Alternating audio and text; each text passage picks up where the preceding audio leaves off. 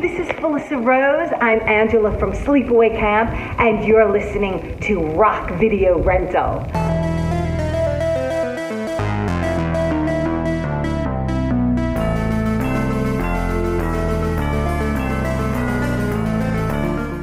Hey, what's up, everybody, and welcome to Rock Video Rental. I am Brandon, and with me, as always, is Caleb, and we are kicking off ROCKtober 5. I can't believe it's been the 5th time that we've been doing an October marathon. Oh yeah, we're Just, going yeah, what's going for 13 or what's a popular like horror number of movies? I don't know. 13, I guess. I feel like I The feel like unlucky 13. 13's a good goal number. We're gonna be 70 years old doing ROCKtober.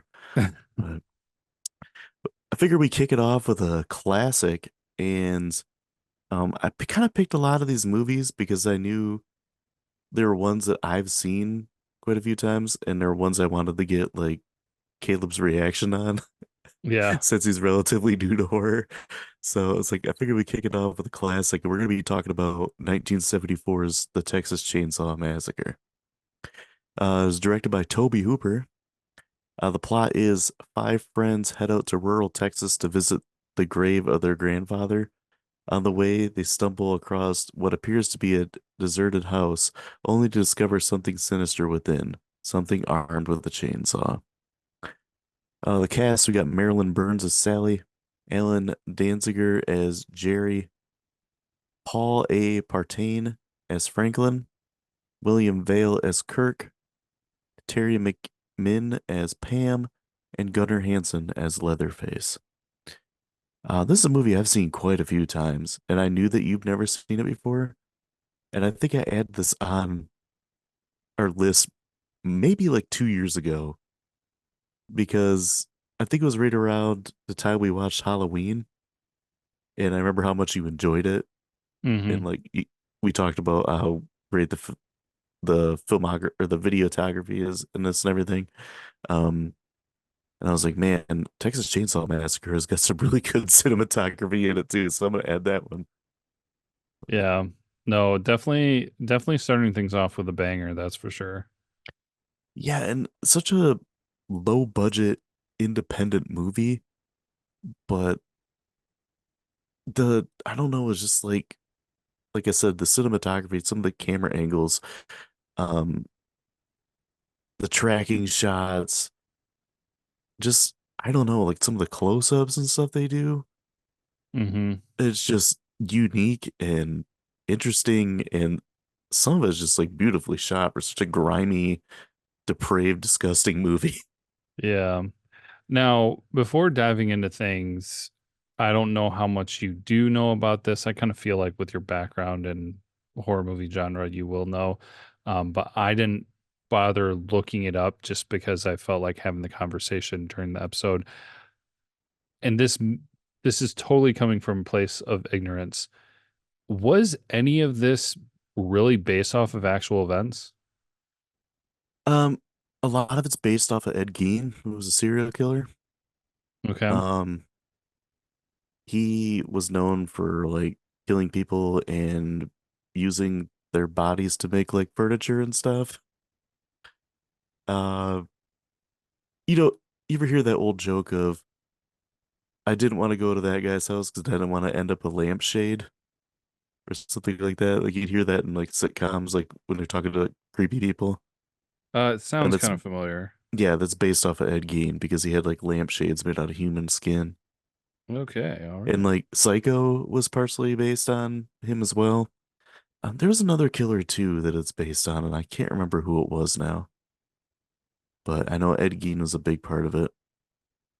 So when it says it's like based on true events or whatever, I think they're inspired by the stories of these two serial killers. Okay. Because yeah, I mean like they obviously say at the beginning of it, which I mean the intro and the beginning of this movie is fantastic, but they Yeah. talk about like how essentially this account is kind of like based on actual events and or whatever. And so insinuate that something legitimate just like this happened. Yeah. Speaking of that intro, it is done by John Larroquette from Wow. Night Court Oh, nice. and a few other things. The John Larroquette show is another one, but yeah, that was a relatively early thing for him. I would say the thing that really sets this movie apart from others is that parts of it do feel like you're there watching something real happen. Where Halloween, you're very aware that you're watching a movie, Mm-hmm. but you can like feel for the people that are in it, I guess. Where this one, it feels like you're just another person there seeing all this go down. Yeah. Well, that's one thing too that is I have to imagine, especially people in the horror fandom, but movie watchers, enjoyers in general should kind of have the comprehension for, where it's just like the older movies. I think the 80s kind of I don't think glorifies the right word for it, but like amplify things a little bit too Yeah. much. But the early horror movies are so raw. Yeah, the 80s was like the natural progression of this. Um, there's similarities with like the slasher genre and like 80s rock and heavy metal. They verged quite a bit or merged quite a bit with movies like Trick or Treat and stuff like that. But like around the time that Texas Chainsaw Massacre came out, a couple years later, like Van Halen released their first album, and Eddie Van Halen like revolutionized the way the guitar was played. And then after that, you had a slew of people like just kind of rip off Eddie Van Halen until it got to the point where it was just like every song had to have like two finger tapping and crazy solos Yeah. because it was so revolutionary and Van Halen did it. So everybody else is like, oh, we got to catch up to this guy. And that's kind of how like with Texas Chainsaw Massacre and Halloween were because they are both like creepy movies. This one's more disturbing than Halloween, but they didn't rely heavily on like blood and guts, where you saw the natural progression like in Friday the 13th, how that one was gory, and then the farther you go on with them, like the more ridiculous they get with over the top gore and blood and just ridiculous kills and stuff. Hmm. So yeah, I can see what you're saying about how they're more raw and real. And this one is like extremely low budget. Yeah. Well, which No big that's surprising too. actors. I'm sorry, was that? I was just gonna say that's surprising too. That was low budget. I mean, it didn't seem like there was a lot that would have needed a lot of budget, but especially at the end with the old creepy house and obviously Leatherface and everything going on in there, like it was really well done. Yeah, I'd almost say like this movie would have been worse if it had more of a budget because it wouldn't Actually, have that raw, grimy feel to it. yeah, no, I would agree with that. And yeah, none of the actors were known names. Um, a lot of them were from University of Texas, like drama classes and stuff. Like no one was like a big like known name. Um, the guy who owns the gas station who ends up being a bigger part towards the end of the movie, I believe he did a lot of like stage work and character roles in movies. Like he was in Easy Rider as like a smaller role, but so he had some experience and everything, but everybody else was just these random people that they grabbed. Yeah, and they did a like everyone did a fantastic job. Oh yeah, Marilyn Burns was amazing in this movie. Like the emotions that she brought out and everything.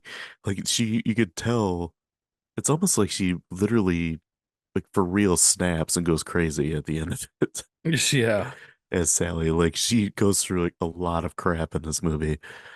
Uh, along with that performance, I think I already mentioned it. The cinematography in this movie is just, it's beautiful. The camera work, a lot Hmm. of the stuff in it. I feel like that's one of the things that's kind of overlooked with this movie because people kind of remember those startling images of like, Leatherface grabbing the girl and throwing her on a meat hook kind of thing. And, the crazy dinner meal at the end where Sally snaps.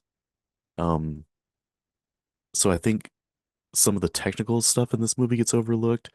And this is just like talented filmmakers working with a small um budget and able to make something great out of it. Yeah. And the going back to kind of like your cinematography, it's it's kind of tough and tricky to get back into it of thinking of the other movies that I've seen uh close to this time period and actually really remembering them thoroughly as well. But the one of the shots that really resonated with me was, oh, hold on, I gotta look at, because it wasn't Sally, it was, what was the other girl's Pam, name? was it Pam. the tracking shot behind Pam when she was on the swing? Yeah, and she walked towards the house. Yeah, that's like one of the most famous shots in the movie. That one is Yeah, probably like one of the best shots of any slasher movie that I've it ever seen. well, it's so weird because it's like honestly like not anything uh in it seems so simple, but it does such a good job of amplifying that feeling of like intimidation, um, you know, oh crap, what's the tension Yeah, and all that stuff happening by just simply the way it was shot because it's it would be so easy and so tempting just to follow right behind her and walk up to the house. But all they did was put the camera a little bit lower, aim it up towards the house so it makes it look large and looming. yeah, yep, exactly. Um, and get the shot of her butt in the short shorts. No, true. I wonder if I that had something to do with it because there's a fair amount of butt shots in this too. I noticed. that is fair. Which actually kind of interesting too, because and so I had this down, and again, you're more of the uh knowledgeable one in this department. Is this the movie that set up the whole trope and cliche of young kids, teens, college kids going into a dangerous place and getting killed? Yeah, pretty much. Um, Actually, before we recorded this, I watched The Last Drive-In with Joe Bob Briggs Okay. episode on this, and he talked like how he's always wanted to cover this movie, and for some reason he never could. And it's like his favorite movie ever, so we had like tons of stuff to talk about. And he said, really, before this, um, horror movies were more about adults being in danger, where this took more, you know, teenage, college age kids and putting them in an area with a killer, it's picking them off one by one. He said really the only thing that came before this that's somewhat near that is the Blob, because the Okay. Blob is like a band of, teenagers and stuff with Steve McQueen in like his first role, trying to fight off this alien being. But yeah, I mean, Texas Chainsaw Massacre was like the formula for it. Hmm. Also came out this year too is Black Christmas, which is another one. It's like college girls. Okay. So yeah, this came out first. So I'm not sure which one was written first, but yeah, I mean, 1974 was really what kind of kicked off that trope of teens in peril. Interesting. Yeah. And well, I mean, to add fuel to the fire too, and I don't know, I'm not sure if there's a story behind it, but having the Sally's brother in a wheelchair. I was just gonna say, let's get the elephant out of the room and talk about Franklin. Yeah, like so as soon as the movie started and they wheel him like they start putting the ramp down for him to be able to go out and use the bathroom. I was just like, Yeah. no, they have a guy in a wheelchair. I was just like, come on. Like that's so mean. Like instantly it's just like, dude, you're dead. And he's not as cool as the wheelchair dude from Friday the 13th too. Right? Like, dude gets a machete to the face. That guy was pretty cool. Like, Franklin's just annoying as crap. Just Yeah. whines the whole time. Like, pity party. Which is crazy because he did a great job. Yeah, Like that's the it thing. Like, he was so annoying, but he was supposed to be annoying. I know, but like that's another thing too about this, and I don't know if it's just because the time period of being in the 70s, or maybe they just did a really good job of kind of like establishing that character, but it was so real. It was like, yeah, that's what a younger brother would be like in that situation if he was in a wheelchair. Dude, I was even thinking, I was just like, if I was in a wheelchair and I was the fifth wheel, not really pun intended, but like that would absolutely suck. There's so much to this that would just be an element that would suck. Yeah. So, Yeah, but, especially like out in the middle of nowhere where it's not everything's wheelchair accessible. right? Yeah. Well, and Oh, they established that when everybody left and he had to wheel himself into the house yeah. and he was having that fit, which was hilarious because totally relatable. Yeah. Oh, so questionable choice to bring Franklin. Even more questionable choice to pick up the creepy weirdo on the side of the road. Oh, totally. Well, I mean, That's a really memorable part from this movie. yeah, absolutely. I mean, I had that in my notes where it was like, oh yeah, back in the day where picking up a stranger wasn't considered, dangerous. But also at the Yeah. same time, like this wasn't just picking up a hitchhiker. This was picking up a creepy hitchhiker. Yeah. And so one thing actually that I wanted to kind of ask you about, because there's a couple different things in this, which I'm sure that there are maybe more than I'm even thinking of. But you've seen the 2003 movie, right? Oh yeah. The one with Okay. Jessica Biel. Yeah. Yeah. So there's a lot of throwbacks to this original, right? Like Yeah. they pick up a hitchhiker. Obviously, it's not the hitchhiker, like evil hitchhiker like there is in this one. Hmm. So there's that simple concept there. Um, Somebody gets put on a meat hook in the other one, but there was like one or two other things, and I'm actually kind of like looking at my notes. I don't know if I'm able to find it, but there were a couple other things too where I was just like, oh, because gosh, dude, I watched that movie in 2003 one time. So It's I been a while know, since I watched it. It was probably like 2010 the last time I watched it. yeah, but I knew that I wasn't going to remember everything about it, but there were a couple things that I was fairly certain were throwbacks from like the 2003, essentially paying homage to this original one. Um, Yeah, I mean that 2003 remake is one of the best horror remakes. yeah. Like I think it was pretty good from what I remember. Hmm. So yeah, they pick up that hitchhiker and he's obviously crazy. He's going on and on and on about how they kill cows at the slaughterhouse and his brother makes the best head cheese and tells how it's made. He takes a picture of Franklin and then he Cuts lights it himself. on fire and then he cuts himself and cuts Franklin. Yeah. Well, it That's was when they weird. throw him out. Well, yeah, he cuts himself and they don't kick him out.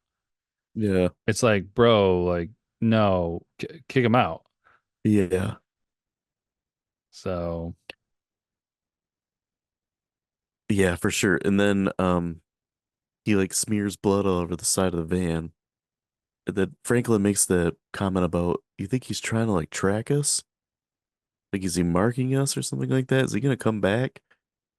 And that kind of like foreshadows what happens mm, because that creepy guy is part of the family with Leatherface.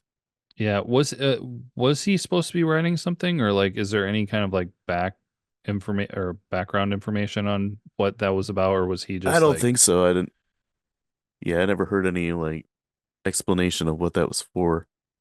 um Well, I was waiting, because when they got to the original first house and everybody went inside except for Franklin, and he was outside looking at the house, I was totally ready for the hitchhiker to be in the background.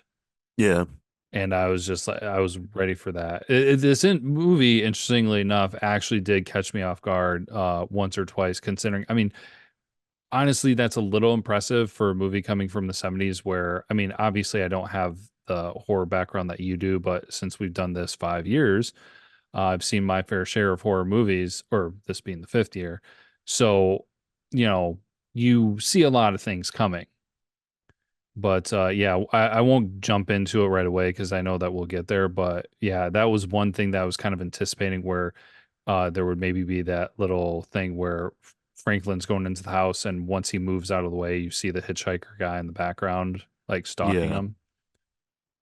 yeah. That's what a lesser movie would do, I'd Yeah. say, where this one had restraint and took its time. It's kind of a slow burn.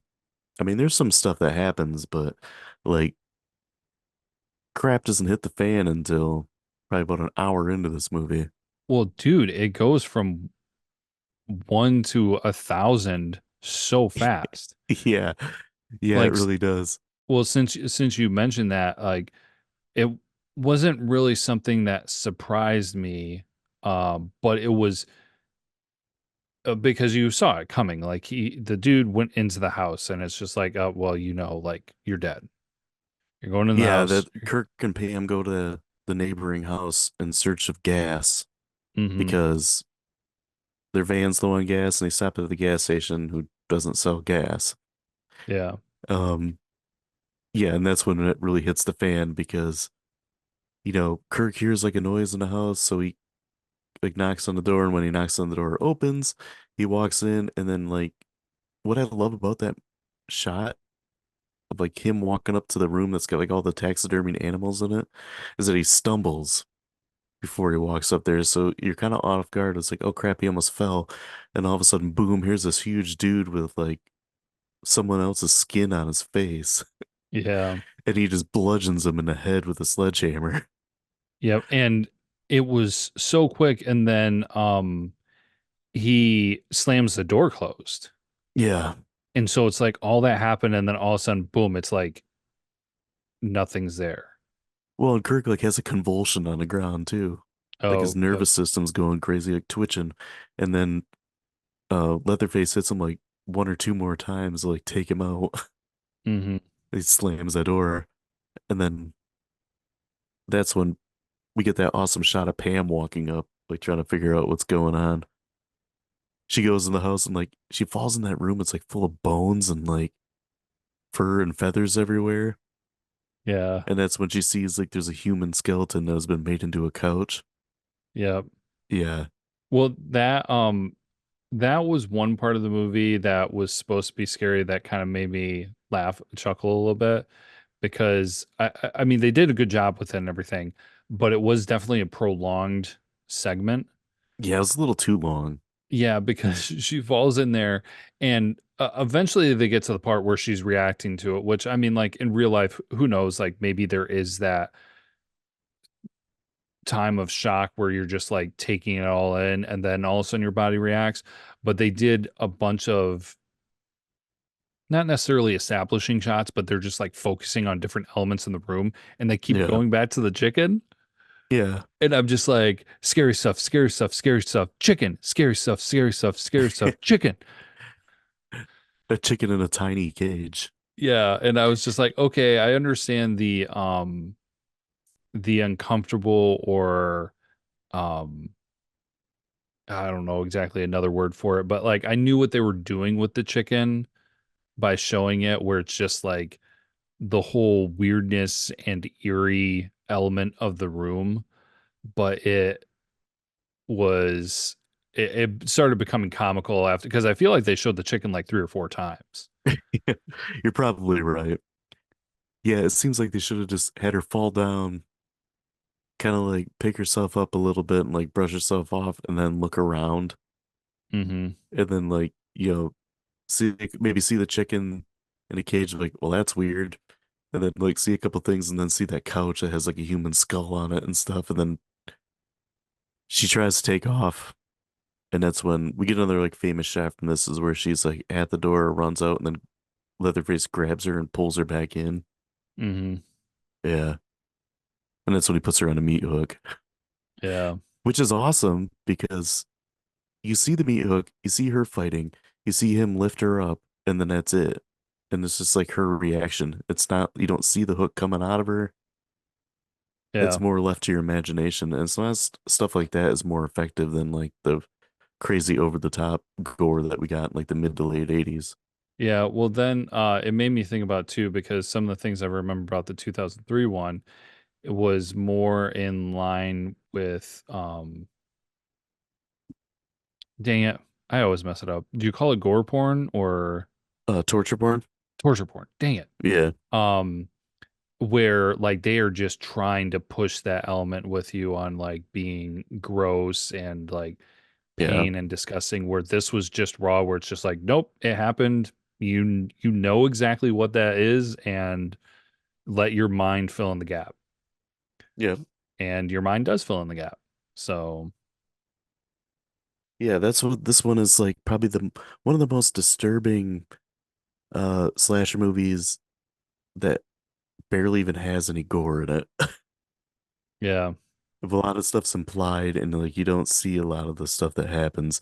You might see the aftermath, but you don't see what happens. But Hmm. Yeah, because then after that is when um everybody's waiting back well, I say everybody, the remaining people, so Sally, Franklin, and Jerry mhm. um are waiting by the van, and Jerry decides to go, and he takes the freaking van keys with him. What an idiot. I And know. he Well, gets a sledgehammer to the face. yeah. Well, then Ah! And he cries like so a girl. true. So I mean, it's kind of weird because like I don't know. Again, like I said, horror movies today are not raw like this one was. Yeah. And so when I, because in the scene where he finds the house and he goes in because he finds their blanket on the porch or whatever it was, so he knows that they're somewhere. He goes and he discovers Pam in the freezer. Yeah. Like, I mean, I don't know why I don't think of those things with other horror movies. Like I said, I'm just kind of assuming it's because it's not as raw as this one. But the thought was in my head where it's just like, what would that even be like?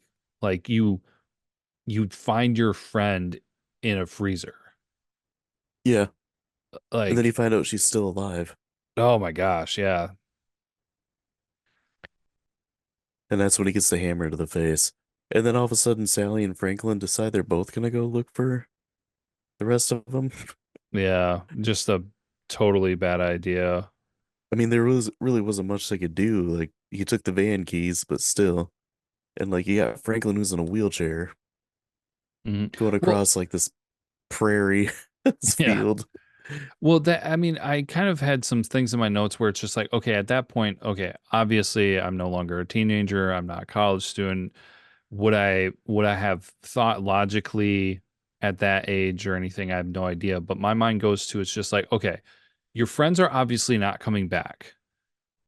That clearly tells you that something's wrong. And so either from the aspect of, okay, like let's say they fell down a ravine and got hurt, Hmm. it is you, Sally, with your brother Franklin, who is in a wheelchair. Would you be able to help them? Right. Absolutely not. So, in no situation is it beneficial for them to go looking for them because they will be of no use. Hmm. So, they should have been like, hey, we just need to go somewhere and try to find some help. Like, go back to the road, go down to the gas station, like, whatever element it is, like, we just need to get out of here. Yeah. And obviously, like you said, they didn't have the van keys, so they couldn't take the van, but still, it's just like in no part of that situation was it going to be like, hey, we're going to be able to accomplish something by going to look for them. So, but then this is where it goes from 0 to 1,000 when Kirk dies because he's the Yeah. first one to die, but then it kind of uh, this is the thing that caught me by surprise is when Franklin died Hmm. because I was super kind of convinced that everything was going to basically primarily take place at the house and everything. And so I was, going to be ready for them to like reach the house and then, maybe Leatherface to come barreling out of the house, something, blah, blah, blah. But like that was just out of nowhere that they stop. Frank's like, wait, did you hear something? Thinking like, oh, maybe he heard something from the house. Then all of a sudden, of course, the partial question being, how did Leatherface have the chainsaw going so quickly? Yeah. And them not notice. But I don't care about that detail. Like that's not that important to me, but it was so instant and just like again from 0 to 1,000. I thought that was fantastic. That part that caught me off guard. Yeah, he really does come out of nowhere and like the chainsaw that starts super fast. The complete opposite of what normally happens.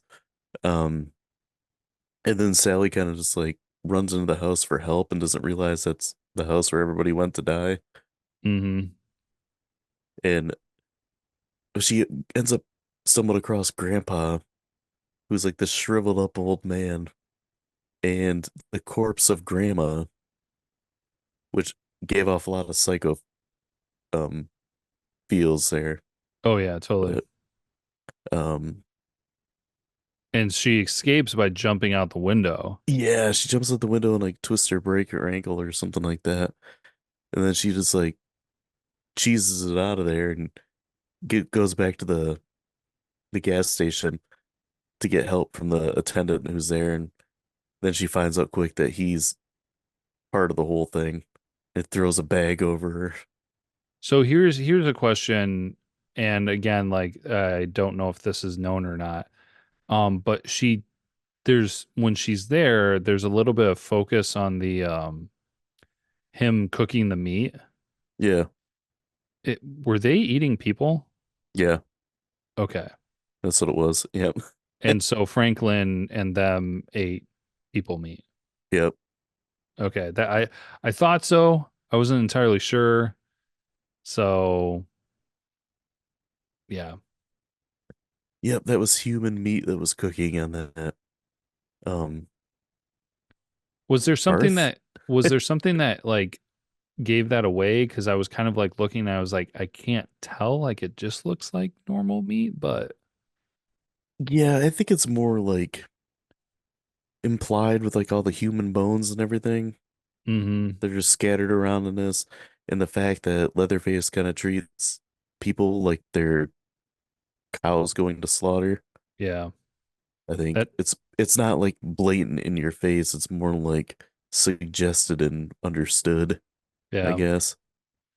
But And then at that time though too, I get it, and I'm not in any way saying like, oh, she should have been able to overpower him, but when the old man just like takes her out with a broom, yeah, I was like, oh, that's a sad way to go. like he should have hit her with like a frying pan or something like that. Right. Like something with some weight to it, knocked her out. But he throws her in the bag and then takes her back to the house, and that's when they get set up for the crazy dinner scene And with the this, grandpa who's like almost dead, but then like mm, he's brought back to life by sucking on her blood on her finger. oh Like yeah. that was always disturbing to me.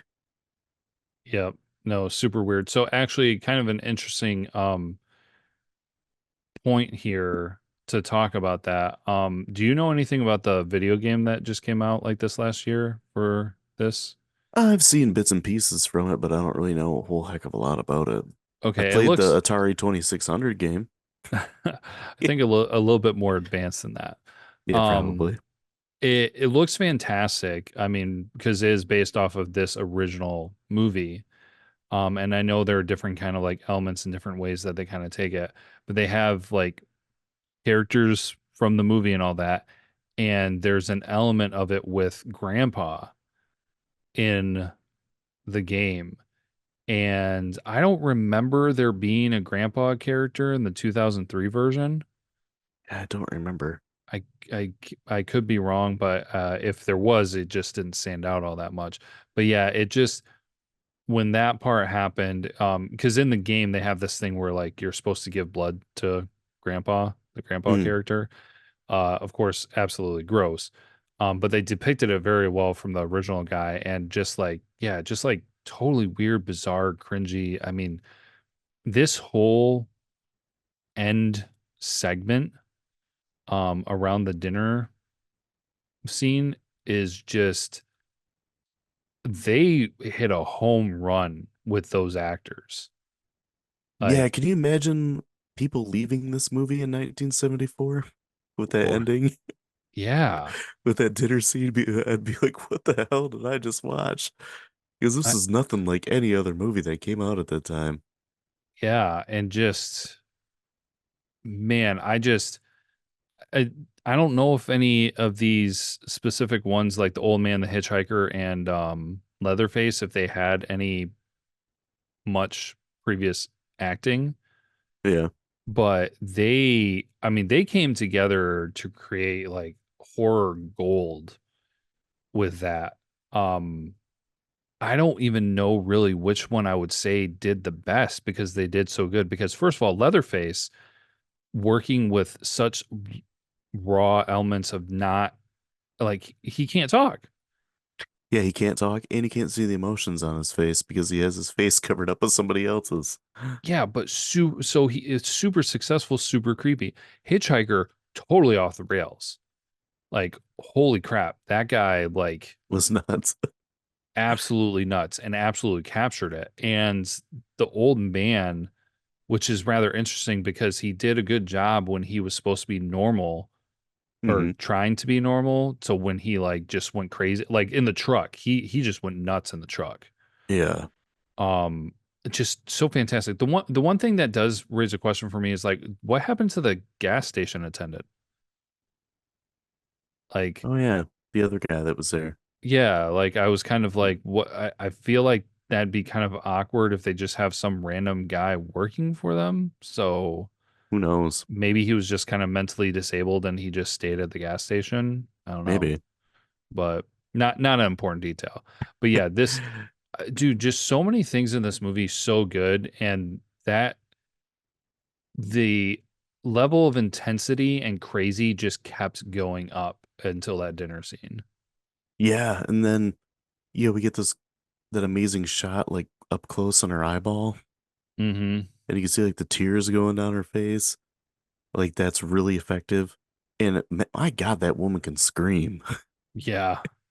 Like she might be a better screamer than Jamie Lee Curtis, but like she dialed it up just as high as those guys that um are part of Leatherface's family.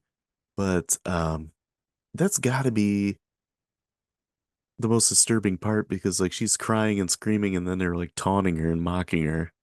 Mm-hmm. And then they're like, "Oh, Grandpa will do the killing. Like Grandpa's the best." It's like one blow every time, never had to do another. And the old man can't even hang on to a hammer, and they spend like 5 minutes trying to get him to do it. And she breaks free and takes off running. And that's when we get like another famous scene of like Leatherface chasing her with the chainsaw. Yeah. Well, and then the hitchhiker's the first one behind her. And so this is where um another thing that's just kind of bizarre and crazy with it, where she gets to the road and the hitchhiker's chasing her, and there's vehicles on the road. So like Yeah. these guys were like not really truly completely out in the middle of nowhere. Like people Yeah, are like a driving by this. trucker. Yeah, people Yeah. are driving by every day. And the What's so crazy, I'm sorry, keep oh, going. go ahead. I was gonna say what's crazy is that the hitchhiker's chasing her and he's not trying to stop her. He's literally just taking his razor blade and cutting up her back. Yeah. That's what I noticed this time watching it. Like he's not grabbing her or trying to like kill her. He's just like slicing up her back and laughing. And Hmm. Leatherface is running after her with the chainsaw. And then they go out to the road. The trucker comes by, hits the hitchhiker, completely obliterates him. Oh yeah, ran right over him. And that shot really well, by the way. Like Yeah. totally looked really fantastic, especially for being in the 70s. And then the trucker stops. Sally runs to the trucker, and then he's he's Leatherface. And so now they're both running from Leatherface and trucker. Nice shot with it was a wrench, I think, right? Hits him in Yeah, the big head. monkey wrench. Yeah. Yeah. But so the crazy thing, and of course this is the end of the movie, another pickup truck comes by. Don't ever see the person in the truck, but Sally's able to jump in the truck. What happened to the truck driver? He took off. Yeah, like he just like he took off, but it's just like to where? Like, I mean, Leatherface probably saw him running down the road. So it's Yeah, just no, he like got back in the truck and he drove off. in the big semi truck? Yeah. After the pickup took off, he got in the semi and drove off. I noticed that this time. Okay. And oh, when Leatherface gets hit in the head too, he also falls down and the chainsaw cuts his leg. Yeah. So then he can't run after her too fast. She gets in that truck and then of course the truck won't start. Yeah. It finally fires up and they take off and Leatherface is like inches from her with the chainsaw and she's just screaming and wailing. Hmm. Like after and then it just goes black after that and or well you see Leatherface do his dance with the chainsaw spinning around and that's another famous shot from the movie. Yeah, I was gonna say that's another epic. And then it goes black. And that's what I was just like, I wonder what people in 1974 thought the second that got done. I bet it was like just stunned silence. Oh yeah. Well, so fantastic. Like f- the thing that always um I think almost in every movie for Friday the 13th that they just could not get was how to end it. Yeah. And this movie just nailed it where it's just like that's it. That's the end of the story. She got in the truck and she got it. Like there needs to be no other explanation. You don't need to know what happened with Leatherface. You don't need to know exactly what happened with her or her trauma afterwards. It's just like the story is complete. Yeah. Where Friday the 13th would have showed her like waking up in a hospital bed. Screaming and Yeah. then slowly like panning out of the hospital or something for some weird establishing shot where it's just like, no, Yeah. you you don't need that. Well, that's the difference between Tobe Hooper, who was a filmmaker, and Sean S. Cunningham, who was admittedly making a movie to capitalize on the success of Halloween. Yeah. But oh, I guess I can get into kills. We already kind of talked about them, but we get Kirk gets bludgeoned with a sledgehammer. Jerry also gets bludgeoned with a sledgehammer. Pam gets put on a meat hook and then into the freezer, but she like comes back to life. Does she actually die? Yeah, she's got to like suffocate or bleed out or something, I'm sure. Yeah. Franklin gets chainsawed to death, and then a hitchhiker gets hit by a semi at the end. Yeah. But trivia and facts. Trivia and facts. Okay, I got a few sources for these. So, um, some were actually from that last drive-in episode. So, some stuff that's probably not on IMDb.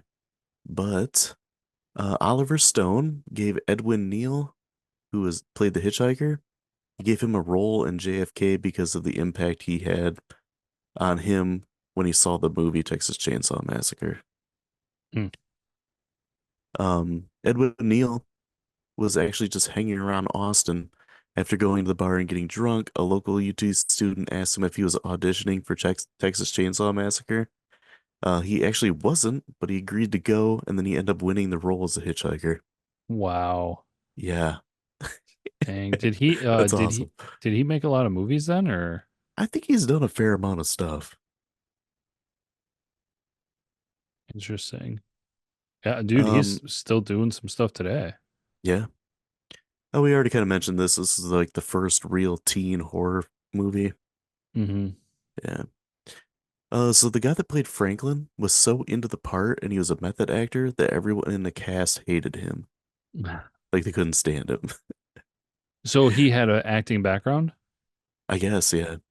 Because it sounds like if Well, he. I think he was like I said, most of the people in this movie were like UT drama students.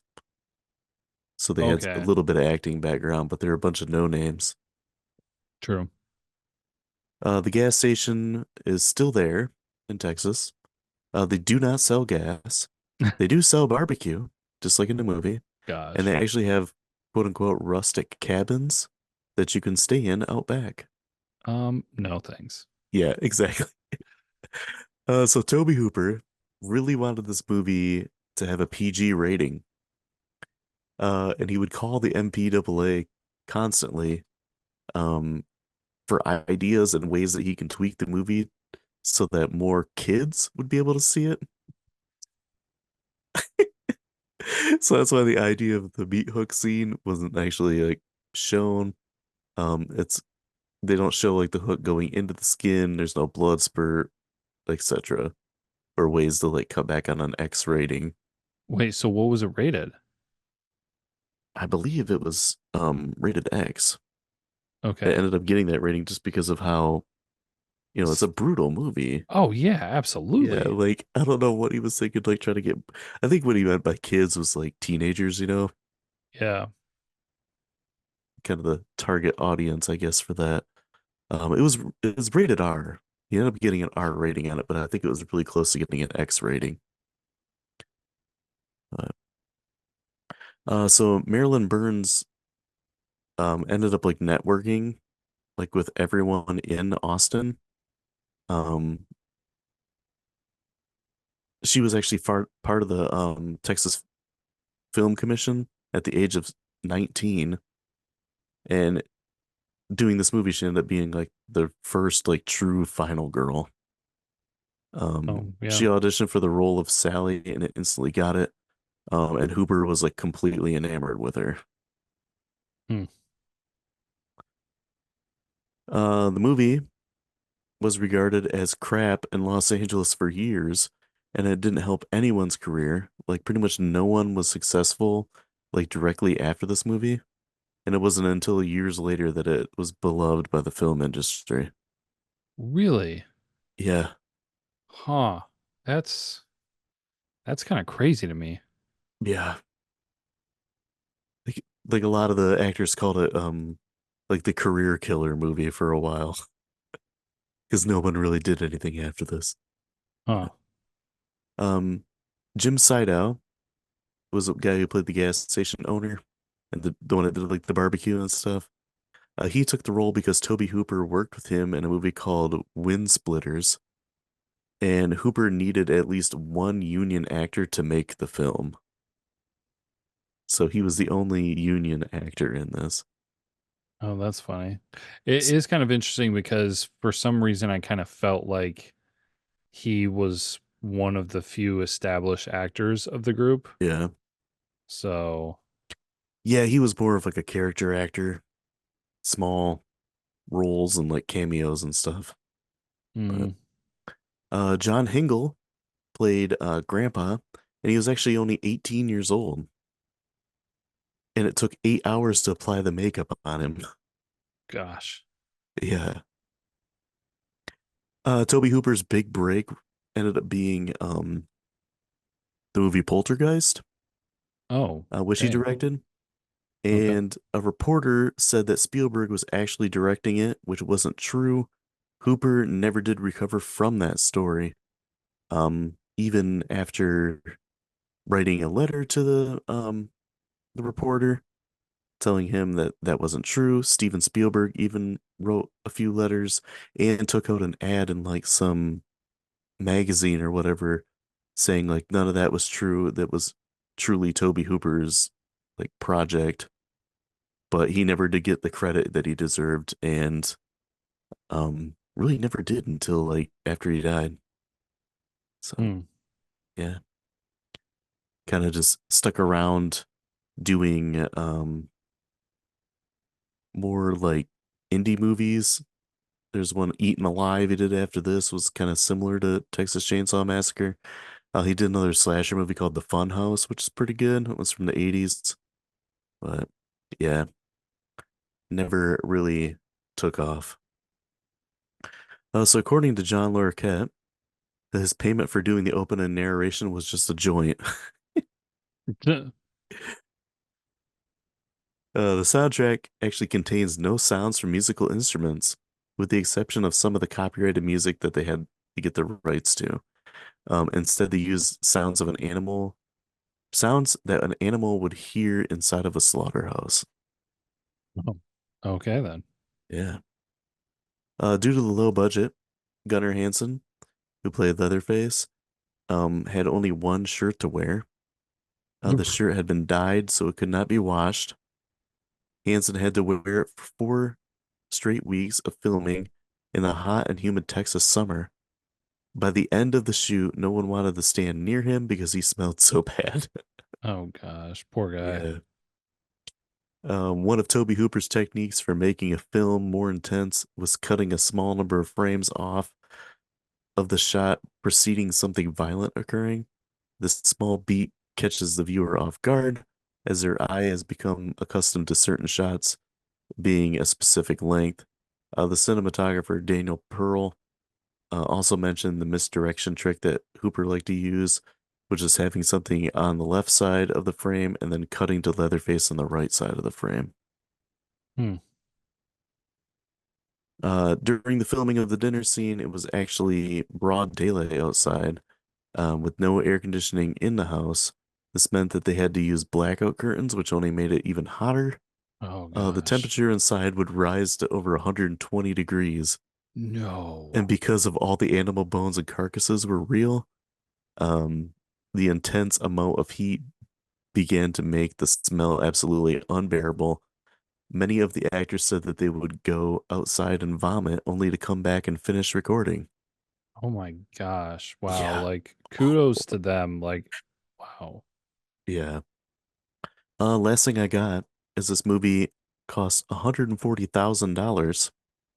It made 30.8 million in the box office. In the box office? Yeah. But it was not considered, you know, Well, it was just considered like a garbage movie, like not real cinema. oh, okay. So it wasn't so in the film industry, it wasn't Yeah. held in high regard, but Yeah, yeah. the It's the film viewers, industry. the viewers, it was still a big hit viewer Yeah. wise. Okay. Oh, it's one of the most successful independent movies ever. Okay. Well, I didn't know if it was going to be one of those things where like it didn't find its success until like after it was out for a little while. But okay, no, that Yeah, makes some a of the little more most sense. profitable independent movies are horror movies, Yeah. like I. this, Halloween, and Blair Witch Project, Mm, are like three of the top ones. But in grades, I pulled from IMDb and Rotten Tomatoes. What do you think they are? I mean, gosh, this is so good, but like it's kind of weird to me because sometimes I do look at the top list of movies on IMDb and things like that, and I don't know of very many horror movies that are up there. So even this is so good, I don't know that it's gonna hit that too high. Is it like a um I don't know, an 8.1? Is a 7.4. Man, see, like that's crazy to me. Because it goes up to 10, doesn't it? I mean, like Yeah, how this could not be at least in the eights I blows know. my mind. Rotten Well, Tomato. Halloween isn't an 8 either. Oh, really? Yeah, it's Oh, a that makes 7 sense. point something. Jeez, that's bizarre to me. Rotten Tomato critic, 93. 89, Oh, Rotten Tomato audience 95. 82. Oh, geez. Yeah, I think sometimes it's lower because people watch it now and they're maybe upset that there's not more gore in it. Oh, lame. Yeah, sometimes people get like that. But I'll let you go first. Okay. I mean, I think it's going to be relatively obvious what we both think of this movie.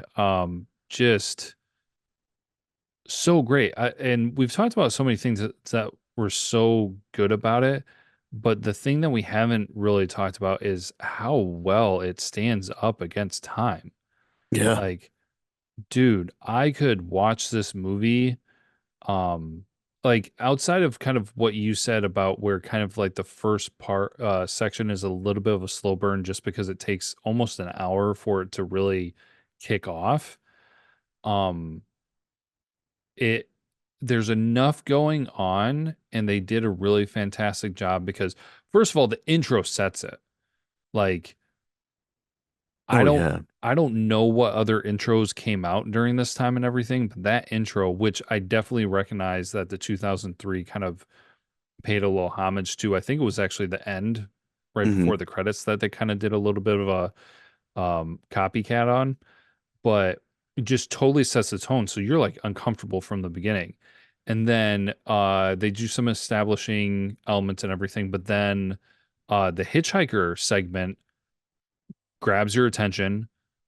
Things kind of slow down a little bit again, but then they go to the old abandoned house, the first original one, and you're kind of like, oh, is this where it starts? Is this where it's going to go on? And Hmm. it doesn't, but then crap hits the fan. Yeah. Just, I mean, I am having a hard time right now because I'm thinking because it has been a while since I've seen it. I don't know which I like better between this and Halloween. Both of them done so well.